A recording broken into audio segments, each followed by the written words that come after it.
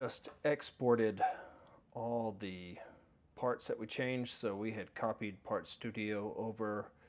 We created this studio, reduced connections because we wanted to reduce the cost. We didn't need all that material, especially if we're going to cast the part or if we're going to 3D print using 3D printed metal.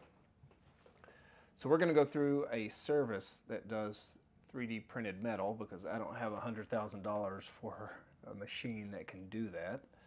You can buy the filament, print it off at home, and then send it off to some of these companies and they'll do it for you.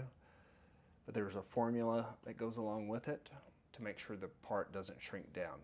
We don't have to do that on this. Let's go to PCB Way. This is one we're going to use. I'm going to go ahead, I think I'm already logged in, I am. I'm going to go to 3D printing, and right now we're just going to get started with one part. So let's go get started. Let's go to 3D printing. It's asking us to drop our files here. I'm going to bring this up and I'm just going to drag these over one at a time. Let's start with part 12. Let's bring it over here. We're going to need 2 of these. Let's go 2. It's all in millimeter. We want aluminum.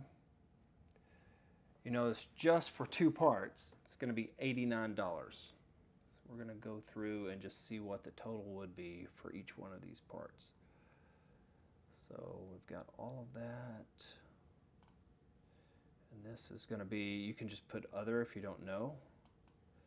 So this is going to be a pop joint. And now we can drag the other ones in. So our subtotal right now, without any shipping or anything, is $571.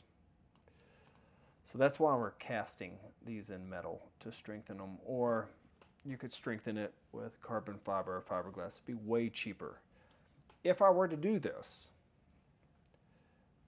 there are certain parts we don't need to create in metal. So these tri-connections, don't need those. The top frame connection is probably one of the most important ones. If I was going to print that off, it would be that one. The bottom one, not as important. It could easily be done in a cheaper material. And same thing for the spar hoop connections. Would not do that one. And then the side spar connections, absolutely. These 2 and this one are the ones that would be most important. And then the back frame, nope, not as important. Neither is that one. These are the 2 that if you wanted this service, this is what I would use. But it's going to cost you $208 to get that 3D printed. So it's going to cost you, not counting shipping, so right, we don't have tax or shipping included. It would cost you, with this service, $208 to get these printed in aluminum and centered and then sent back to you. What I may do in the future, once I have some more money, I may do these top 2.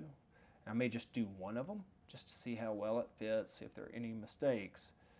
But this would be a last-ditch effort, and I would only do these 2 parts, giving you a number of 4 parts total because you need 2 of each. These would be the most important because they connect the top part of the frame. They also connect the swing arms here. They connect the motor mounts to both of these. These are the most important parts, and you could get away with $208, which is expensive.